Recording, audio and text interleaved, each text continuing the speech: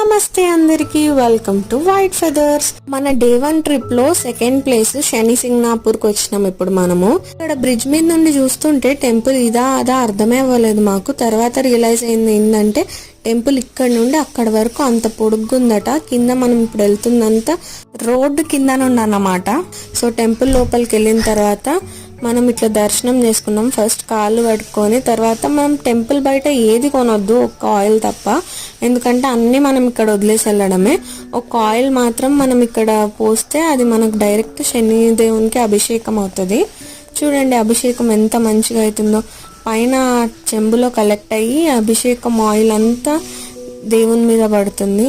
చాలా బాగుంది కదా. మేము దర్శనం చేసుకొని తర్వాత ఇక్కడ కొన్ని ఫొటోస్ దిగి బయటకు వస్తే ధ్వజస్తంభం చూడండి ఎంత పొడుగ్గా ఎంత అందంగా ఉందో. రిటర్న్ అయ్యేటప్పుడు చూసిన ప్లేసెస్ బ్లాగ్స్ ముందు వస్తాయి. Please subscribe to white feathers. Thank